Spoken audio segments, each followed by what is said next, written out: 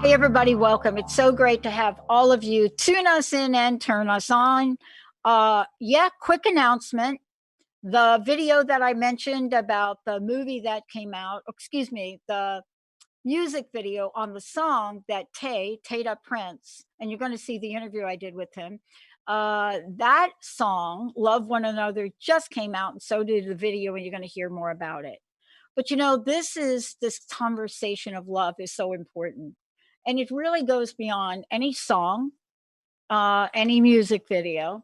It really does go beyond that. Just like creating a world of love was important for that young man, it is so important for the two people I have here today, grandfather and grandson. Two people connected. Maybe they're connected by lineage, but it's much more than that. So when you hear Dr. Bernie Siegel, if you don't know who Dr. Bernie Siegel is, I will tell you. But when you hear Bernie and Charlie Siegel, both authors of this fantastic book, when you realize how perfect everything is, and this is a conversation about life between grandfather and grandson, but it's much more than that. This is a book that takes you on a journey of wonder, of grace. New York Times bestselling author Bernie Siegel and his grandson Charlie Siegel. Your hearts will open up as both grandfather and grandson create this tapestry of love and energy through their writings and their poetry in this book.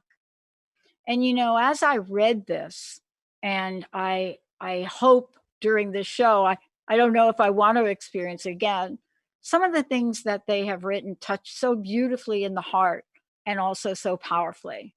At several times as I'm reading the book, I was so touched, especially by eternity and the entire section on God, that tears came to my eyes. But what is it you should know about the message they are bringing? What you should know is that both Bernie and Charlie remind us, as you've heard me talk about in my own life, that sometimes we're all knocked down. We're knocked down by life events. We're knocked down by the challenges. We're knocked down by COVID-19. We're knocked down by the way that we may or may not have jobs today.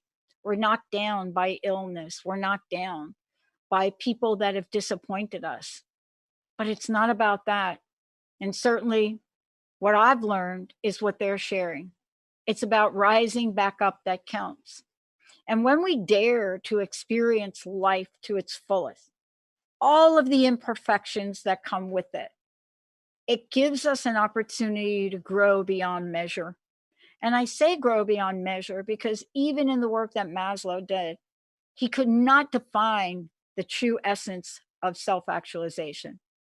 But today, joining me, grandfather and grandson, come together to not just talk about the wisdom of the ages to help men and women of all ages, but they will share the deep, soulful, heart, generational, past life connection of what it means to bring the profound insights in their poetry to life, to my life, to your life.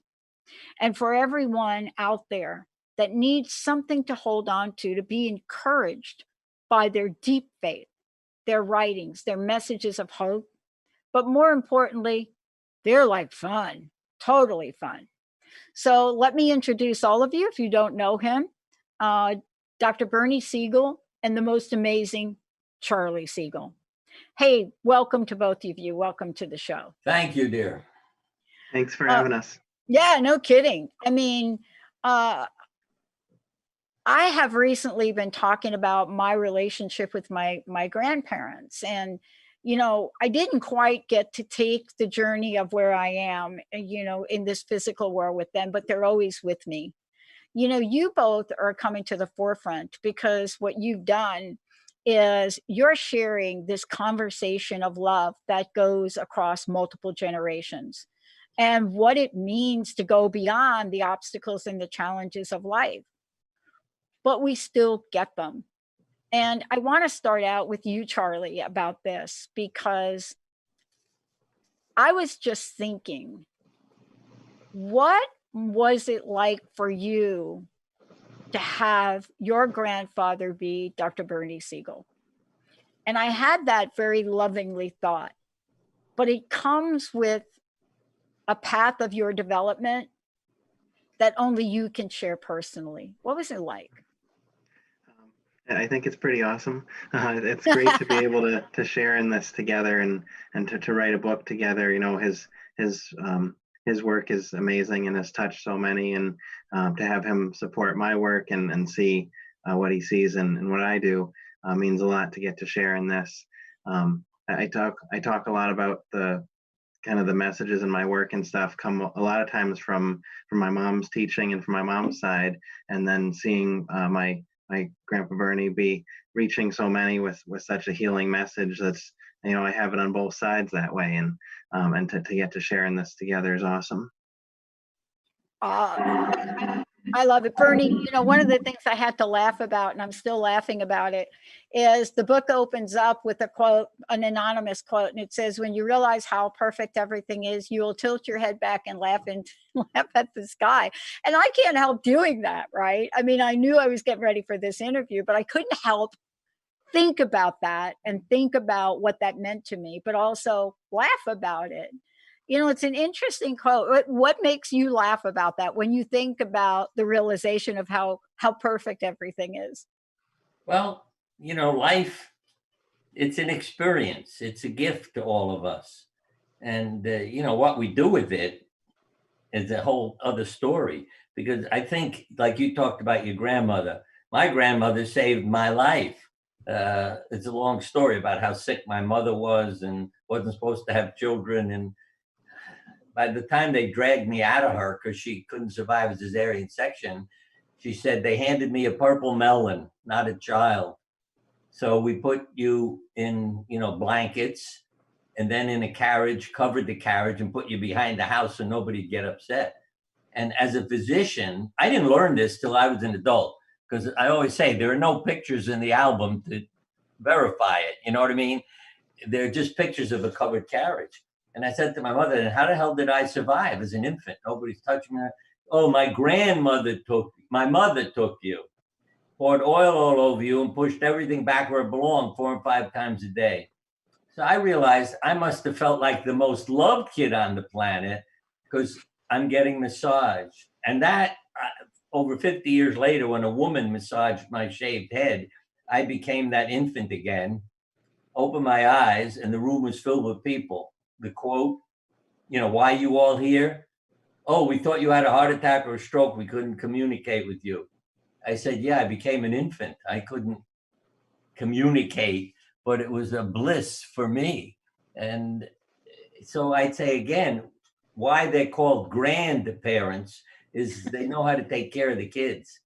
And she saved my life, and I'm sure was an enormous part of who I was and what I was, and feeling loved, and, you know, being comfortable with myself, and who I was. You know, it wasn't that I had to be somebody or do something. Uh, I was loved, and that's what created my life. And you know, my parents also joined in uh, later, and pictures began to show up in the album like 3 or 4 months later from a distance.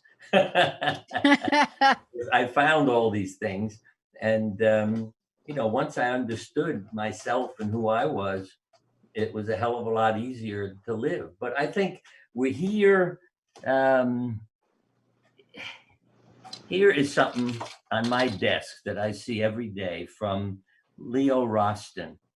I cannot believe that the purpose of life is to be happy. I think the purpose of life is to be useful, to be responsible, to be compassionate. It is above all to matter, to count, to stand for something, to have made some difference that you lived at all. That's Leo Roston. And I think Charlie lives like that. And that's what connected us. Because as I was putting together a book with some spiritual stuff, it's called, and it just came out, No Endings, Only Beginnings. It's a lot of, you know, chapters of things that I've lived and felt. but talking to him was like talking, in a sense, to myself in terms of our interests, what was within us. And I felt amazed that at his age, it's like talking to your twin brother, let's put it that way. Yeah. And how many years it took me and how much pain it took me to write the poems and become the person I am, trying to understand, why did God make a world like this? You see, like that Leo Roston, that sounds wonderful, but why is a kid born with congenital defects? Why do people get cancer? I mean, how the hell do I fit that into being useful? I think part of my becoming a surgeon was I wanted to help people and try to fix things. And then the shock was, you can't fix everything. Yeah. And I'll tell you something, even today, the patients I remember are the ones who had all kinds of problems that I couldn't fix. They are in my mind. Yeah. The ones who had wonderful results, thank me for everything, I can't remember them. But what stays in your heart is, again, how do you question creation? Who the hell did this? Why do we have all these troubles? And I'm always saying that I finally realized with time that if the world were perfect, we wouldn't have your show. We wouldn't be visiting. We wouldn't need anything. No. Yeah. No. And No. it's, again, back to what that quote, we're here to be useful. We're here to put on the show, to make it meaningful. It's not just automatic. Yeah. And to have the right Lord. That's another thing. That who are you working for? See, who are you being useful for? And you got to have faith in the right person. And that was something I struggled with to learn from Abraham, Jesus. How the hell could they agree with God and let all these things that they were asked to do happen? Because I can tell you, early in my life, I would have argued with God about what he's deciding to do, and give him other alternatives, showing I didn't have faith. He asked me to do something, and I'd say, hey, I got another solution to this. Why kill my kid? Why crucify? Let's work something else out. But I've gotten past that point, and I understand now. I love that you're talking about that, because I've recently started to talk about that, Charlie, too. I mean, one of the things that I think is so important about this book and about what you both bring is I'm having moments where I think my life is surreal. Certainly, Charlie, Dr. Bernie Siegel, we know in the world, there's not many people in the shows I've done in 16 years that don't understand what that name has come to mean. But for me, and Charlie, this is for you, my evolution over 16 years was not just to understand what the body of work that Bernie Siegel has done has come to mean, but what is that body of work going to help me do to bring more love, more purpose in the world? It's one thing to say, oh, damn, I wish I would have interviewed Bernie on that, or we couldn't. No, but what is it that has changed me inside? Because Bernie, I'm like you. I went most of my life thinking, why did my mom kill herself? What was that about? Why did I cry for 4 years? And I had, like you, my mom was an alcoholic and an addict, and I was popped into this world with that. But Italian family, Zambuca, you just throw it on their gums and it quiets everybody down. Grandma taught me how to make the perfect meatball. So Charlie, no kidding, secret recipe. It's all in the cheese. I'm telling you, it's all in the cheese you pick. But for you, Charlie, what have been the profound insights, especially writing this book together? I mean, clearly when people read this book, they're going to get what we're talking about today.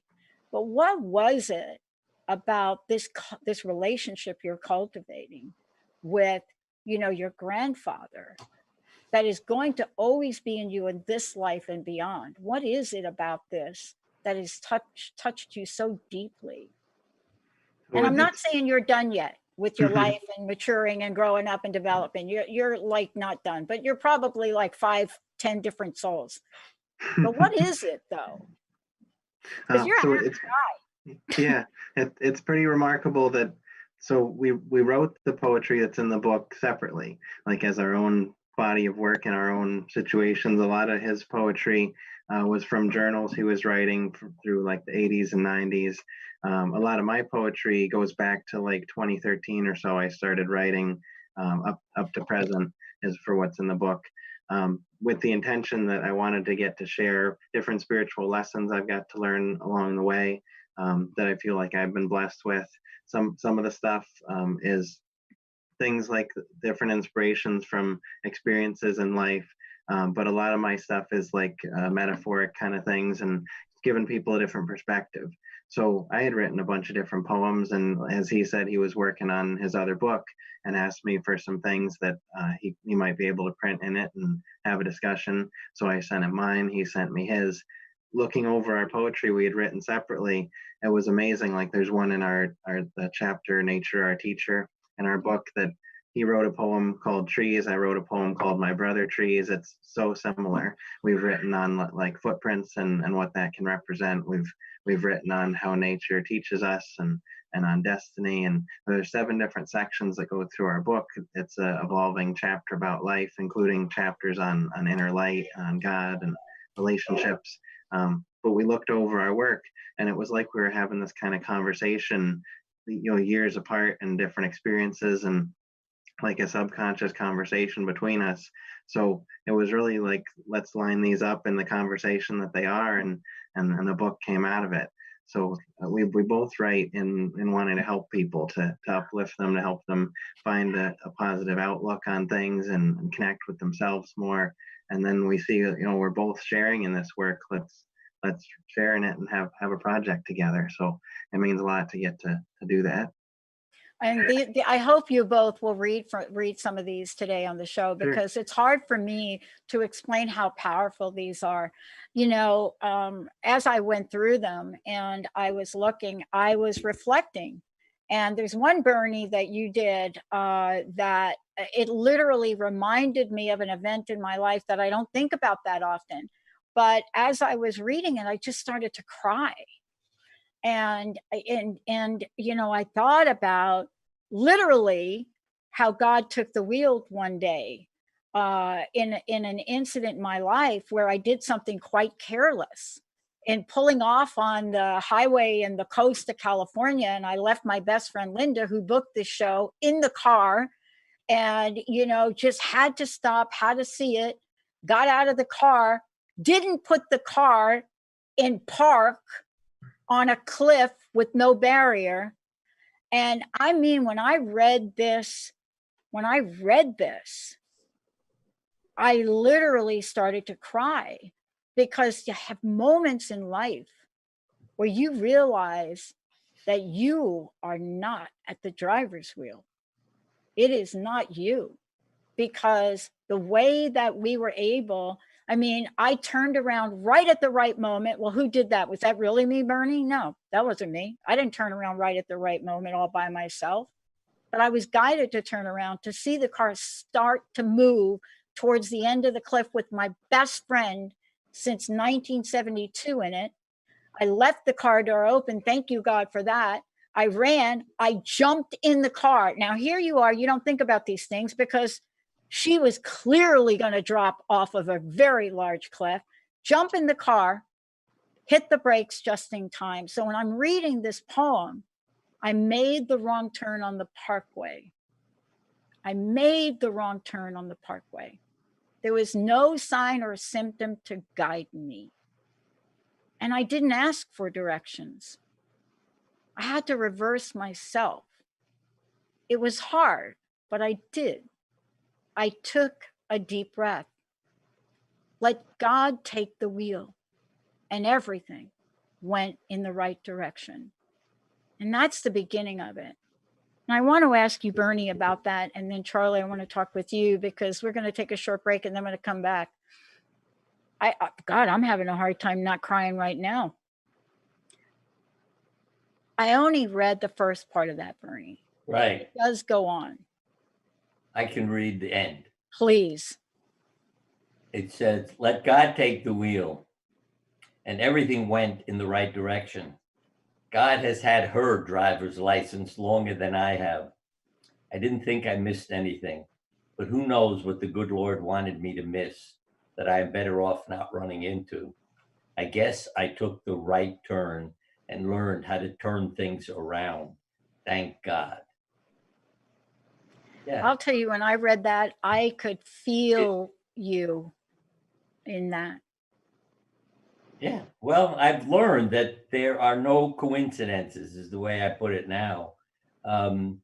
That we are creating our future by all the decisions we make every day. So it's not a coincidence. And, if you're creating your future, again, it's not blaming somebody, but you're making decisions every day. Which road do I take? Which turn? I had to laugh because one day I was coming to, driving to a lecture and I got lost. And as I pulled down the street, a car is in front of me that said, I'm lost on the license plate. So I drove over to them and I said, I'm lost. And he gave me directions. But to have a license plate like I'm lost.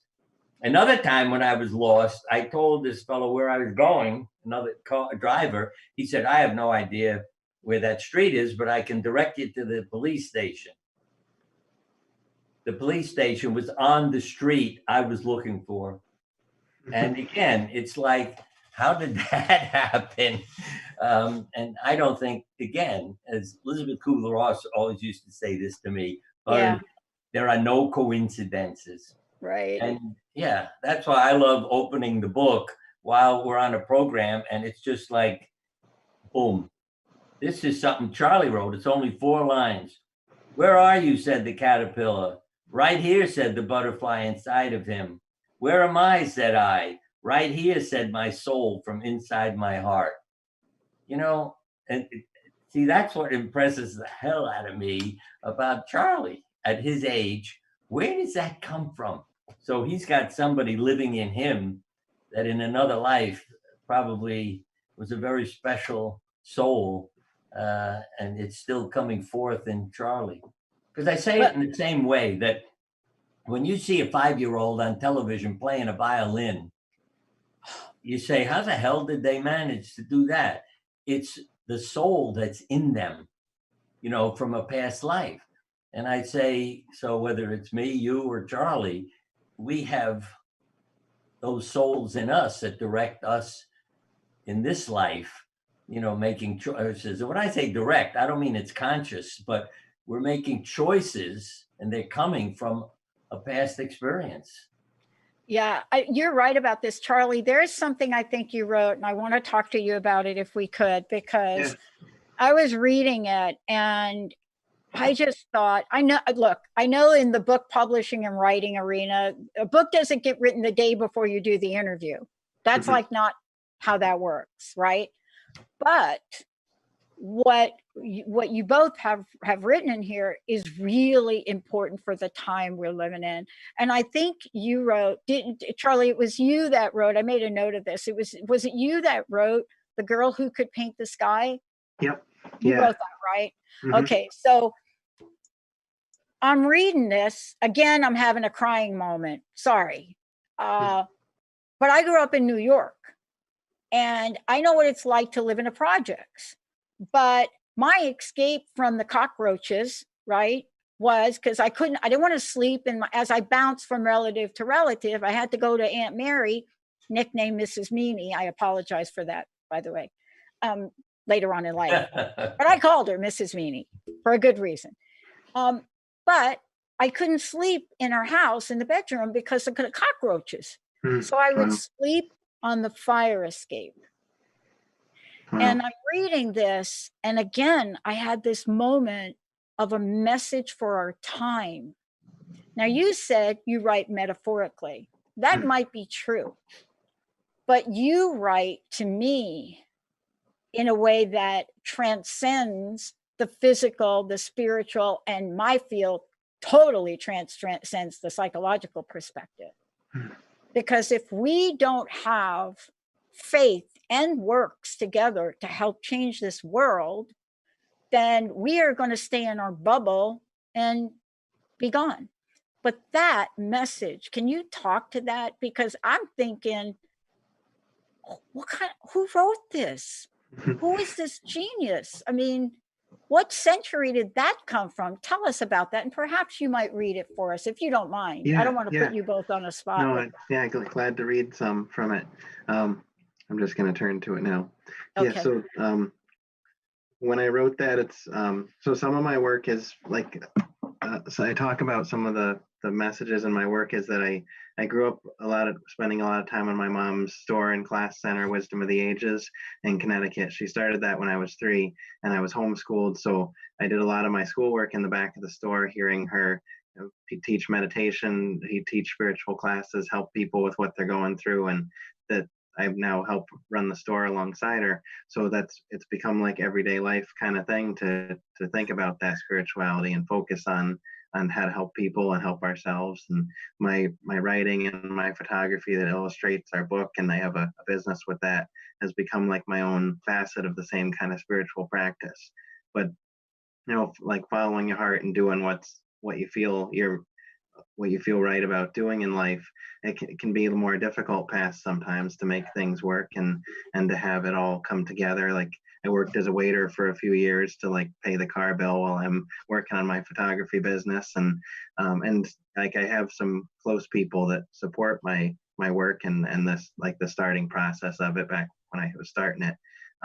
But then there's a lot of those people that say like, you can't make money as an author and a photographer, or like, don't do that, go do this. So I wrote The Girl Who Could Paint the Sky, which it's a short story, and printed in our book here is an excerpt from it, probably about 3/4 of it. And it talks about that idea that when you have something in your heart that says like, this is what I'm meant to do, and it's something that's going to help people and make a positive difference, and you have people that say not to. It's like, what do you do with that, and how do you work through it? How do you listen to that? And this story came out of it. The imagery of it also was, I got to photograph in Iceland twice, studying photography and doing it in the field, and some of my work illustrates this is our book here, illustrates it. And there was one night of this incredible sunset, and we had an arching rainbow that connected down onto the ground on both ends with the sunset on the other side, and some of that imagery was inspired in the story also. Yeah, I can read that. It's in our Destiny chapter in our book. Wow. She was the girl who could paint the sky. Her heart told her so. But the other townsfolk, they said she could not. They said that they could not, so neither could she. But her heart told her to try. But try as she did, their words kept the sky a soft, pale gray. With their words in the way, her work could not be done. So she went atop the mountain to hear what the sky would say. With her back to the wind and her voice to the clouds, she found that her spirit had the strength to soar high while walking upon the ground. So she let their words blow off like the clouds in a tempest storm. She let them be turned to love, to return to the people with the colors of the evening light. Their doubts and hers too transitioned to hope at the touch of her fingertips. I want to just let everybody know, we're going to take a short break and then we're going to come back. Can you tell folks, first of all, how they can find out about each of you, Charlie, and then how they can get a copy of the book? Give people the information they need to have for this. And when we come back, we're going to be talking about the imagery that's included in the book and the power of bringing messages together, multi-generational messages together, to present a powerful, much needed message of love. How do people find out about this in the book, Charlie? So our book is When You Realize How Perfect Everything Is, and it's available on Amazon and Barnes & Noble and pretty much anywhere you could get a book. But it's also available through my mom's store. You can get it right from me and get autographed copies that way. It's wisdomoftheages.biz, B-I-Z. And then my grandfather has BernieSiegelMD.com, and that both of those two websites are linked, and you can read a lot of articles he's written and stuff too. And when we come back, I'm going to ask each of you to pick something to read that represents the importance of where we are in this day and age and the message for all time. Let's take a short break, everybody. We'll be right back.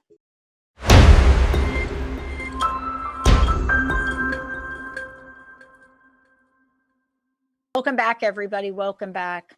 Look, when you realize how perfect everything is, this is a conversation about life between grandfather and grandson, Bernie Siegel, Dr. Bernie Siegel, and Charlie Siegel, and they're both here with us today. And I'm thrilled and I'm also honored to have them both here to actually share with you from the book, because the book, you know, as it's described by a lot of people, it's a book. It includes poetry, messages, but they're powerful. They're much more than that. You know, they represent the connection, the love, the challenges that have been overcome between grandson and grandfather. They really address what each of us probably doesn't know how to express in ourselves in the day and age we live in. And that's coupled by the beauty of photography. Thank you both again. Charlie, would you mind mentioning again, because sometimes we just zip by and I forget to ask. I want people to know how they can get their copy and also to know more about you both. Yeah, so I'll hold it up again. When you realize how perfect everything is, it's available now on Amazon and Barnes and Noble and pretty much anywhere books are sold. Or you can check out the website for my mom's store, wisdomoftheages.biz, B-I-Z. There's a page on there. It says Charlie Siegel, author, and photography by SC is my photography company. That talks about some of the photography in the book, and there's a page that has my grandfather's items listed also. You can email us to get an autographed one, or you can pick up the book anywhere also. And my grandfather has BernieSiegelMD.com too. Thank you. I want to ask each of you, I know the journey in writing a book like this is a story in itself, but as you look back, you know, is there one contribution in the book or another that really calls you to share today for the time we live in? You know, Bernie, how about you? Charlie, how about you? Is there something in the book you can read you share? something I had opened to because I get a kick out of it. Yeah. I am asked to be prepared for eternity. How do I prepare? Where will I spend it? Find questions for philosophers. I don't have that problem. Eternity troubles me not at all. I am having trouble with today. If I can master today, eternity will take care of itself. Eternity, from what I know of it, can't be as much trouble as today. When eternity comes, I'll take it one day at a time.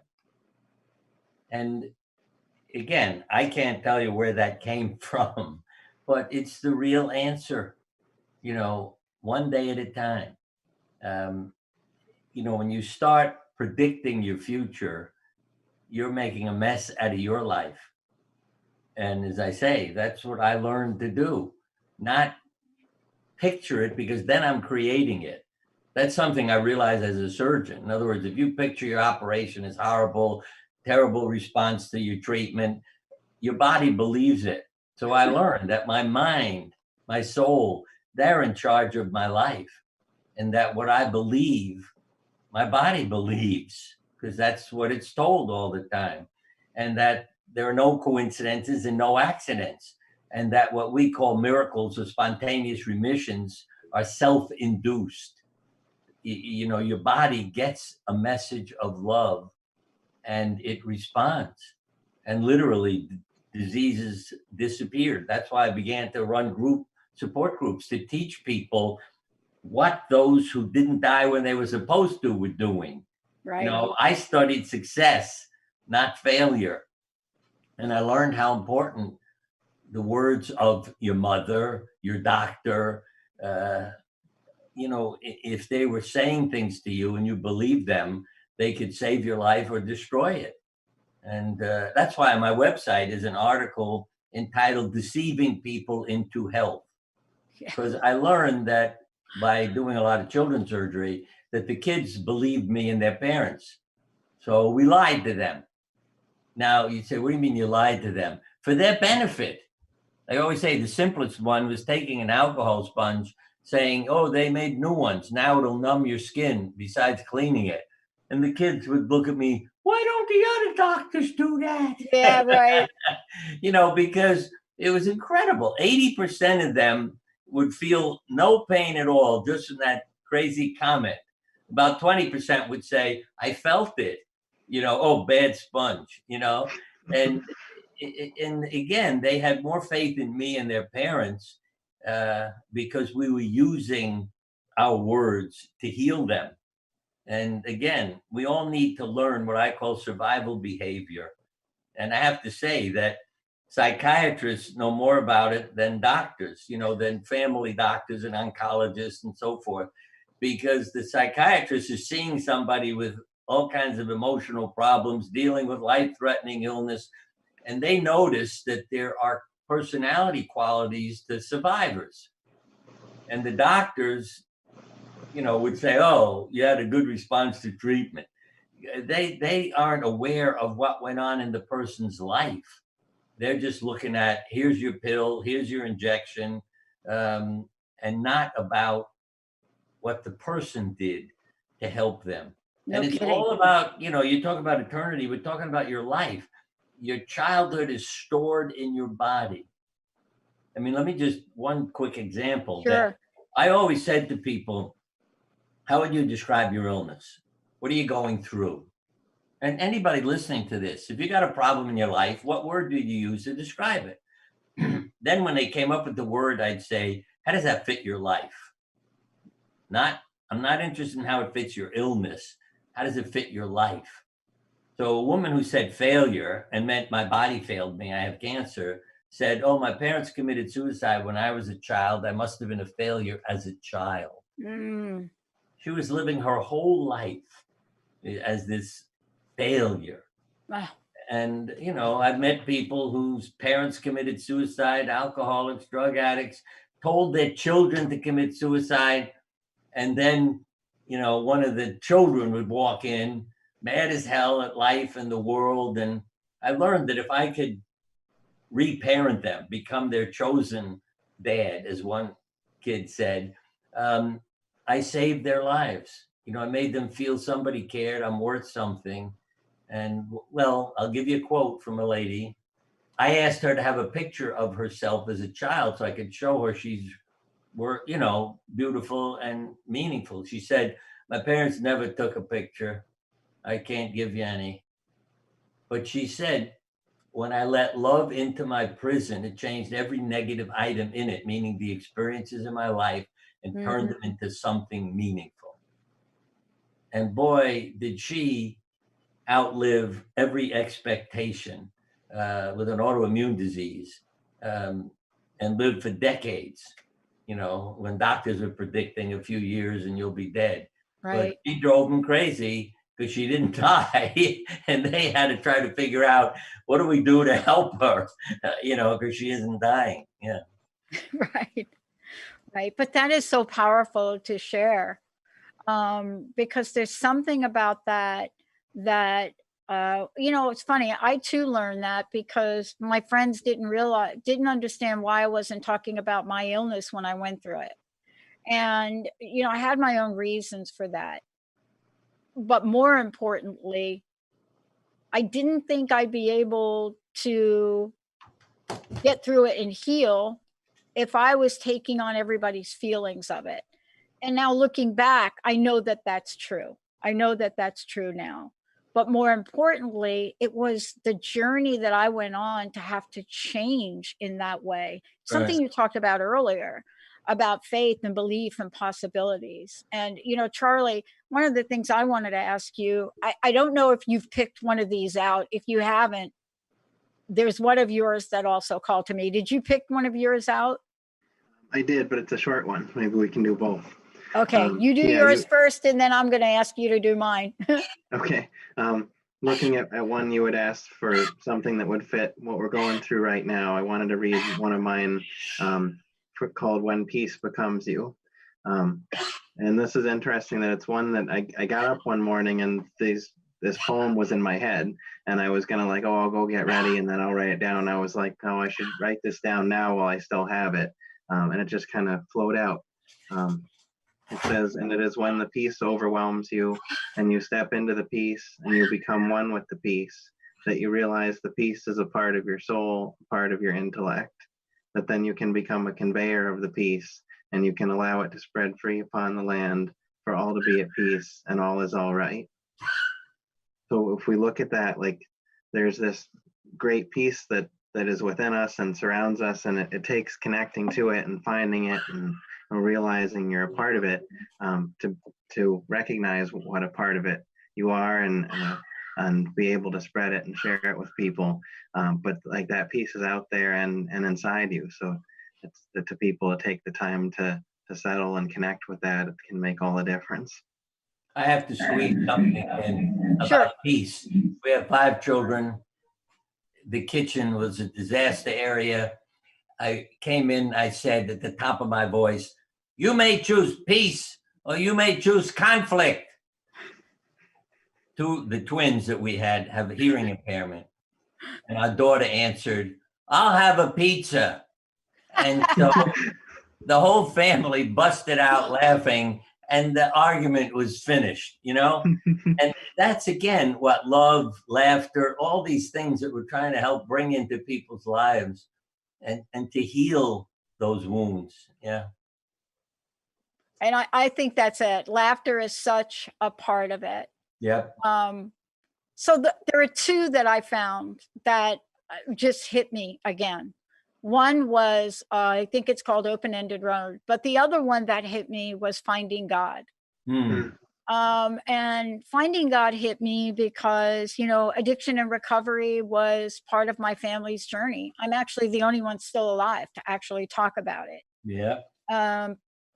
2 sisters put them in the ground a couple years ago. I told you about my mom's suicide. My sister died on a hospital floor in Yonkers. And so Finding God, right? I remember being in my recovery program and I said something to my sponsor like, I'm never going to find God.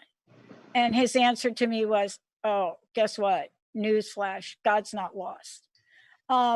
But this particular poem, Charlie, I think you wrote this, right? Finding God. Did you write that? Yeah, that's one of mine.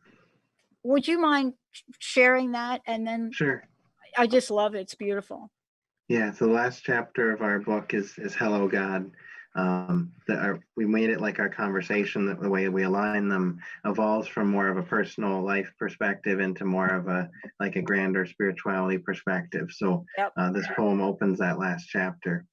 And I heard them say that God is everywhere, but I was unsure of how to see him.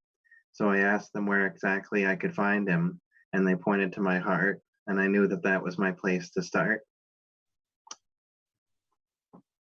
Yeah. Yeah. Yeah. And I got to tell you that I'm not sure how that comes to each person.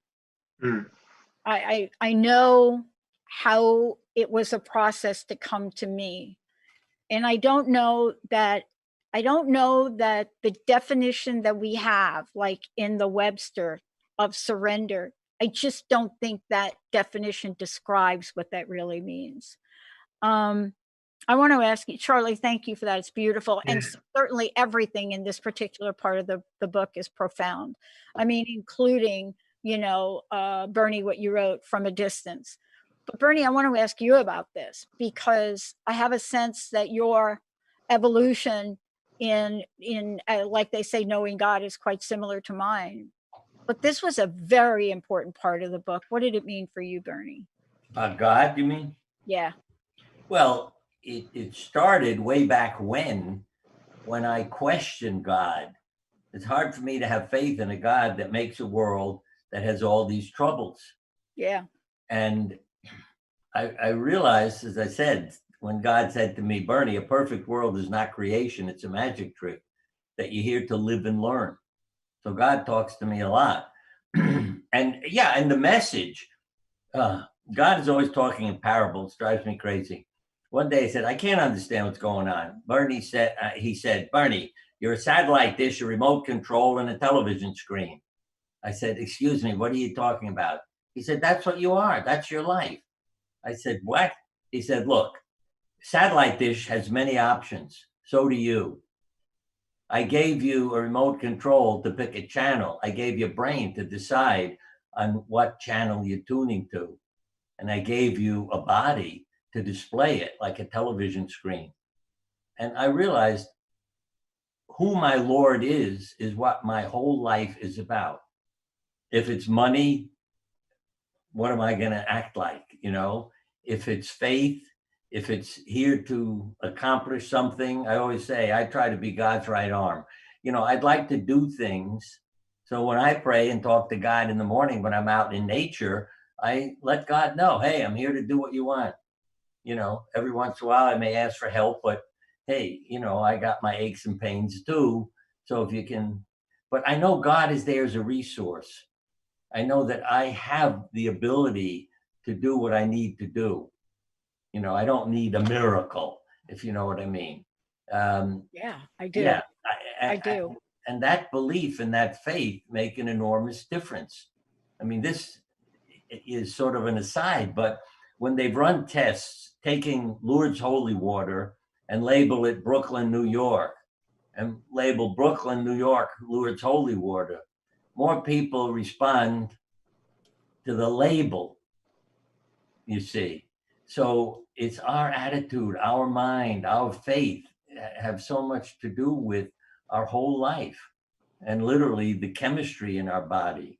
I was criticized so much 34 years ago when we wrote these poems. Everybody was talking about the controversial Dr. Siegel. I mean, the good part and exciting part was I was on every famous talk show, so Yeah. people could yell at me, you know, Yeah. and criticize me. But That's I'll right. tell you, I was impressed with Phil Donahue. Let me get just one moment on that. We came with three women with cancer, and I expected I'll go up on the stage. He said, no, Bernie, you sit in the audience. I'm putting the women up there. Oh, I love it. Right. Because he Exactly. knew they were my teachers, see, dealing with life and pain and not cursing God and saying, why did you do this to me? Why did you? Yeah, they were healing and teaching. And that's what we all have to learn. Yeah. Instead of cursing what happens, say, what am I to learn from this? Oh, there's no question about it. I hope I you covered come back. in drawings I did. You know, Charlie takes photographs. I do paintings, portraits. Yes. But in drawings I did, I used white on a white piece of paper. When I painted myself in a cap, mask, and gown, so you don't even know it's me. And Elizabeth was the first one who said to me, what are you covering up? And I said, why are you asking? And then she said all these things I did. When if you got a white piece of paper, what do you need a white crayon for? You know, to add a layer. And I realized I was burying all that pain and it needed to come out. And so the poems, the paintings, helping other people, then my pain became meaningful. You turned it into something. And I have poems by patients. One comparing pregnancy to 12 months of chemotherapy and radiation. See, the poems end the same. 9 months pass, 12 months pass. I give birth to my child, I give birth to myself. All the discomfort and pain is now justified. So when people saw what they were doing as giving birth to themselves in life, it was a very different response and result. Thank you. Look, I hope you both will come back. And you're absolutely right about that. I give thanks every day for that. I want to thank you both. I want to thank everybody for tuning us in. And man, I just love what you both have done. Thank you, everybody, for tuning us in. We'll see you next time.